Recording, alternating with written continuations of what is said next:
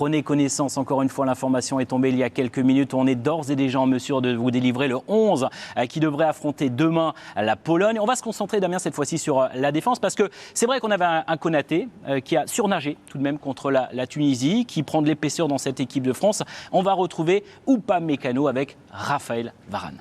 Oui, j'ai envie de dire c'est logique de voir Upamecano rentrer dans cette équipe et d'être titularisé à la place de Konaté. Il connaît très bien Lewandowski, c'est un avantage aussi. Voilà, je pense que c'est une donne qu'il faut pas oublier et qui est très importante. Varane est là aussi, on ne savait pas trop physiquement comment il était, on avait quelques inquiétudes. S'il est là, je pense que c'est aussi un joueur qui ne jouera pas s'il n'est pas à 100%. Donc, grosse satisfaction de voir cette charnière reconduite dans l'axe.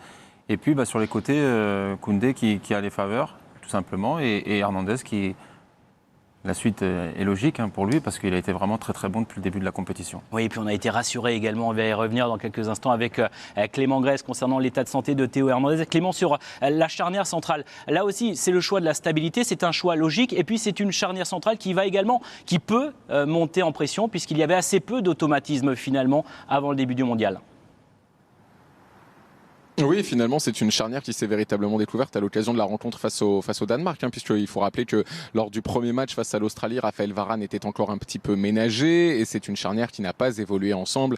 On le sait face à la Tunisie, puisque Raphaël Varane, qui était en progression, en recherche de rythme, était alors associé à Ibrahima Konaté. C'est une charnière qui donne satisfaction. C'est une charnière aussi de relanceurs, de joueurs qui sont très à l'aise avec le ballon et qui, face à un bloc bas, pourraient trouver par des lignes de passe offensives des décalage intéressant dans la défense de la Pologne. Mais je voudrais revenir sur ce que disait il y a quelques instants Damien et qui me semble très intéressant. Effectivement, Dayot Upamecano connaît très bien Robert Lewandowski, mais est-ce qu'à l'inverse, Damien, Robert Lewandowski ne connaît pas aussi de fait les failles de Dayot Upamecano et pourrait en profiter à l'occasion de cette rencontre?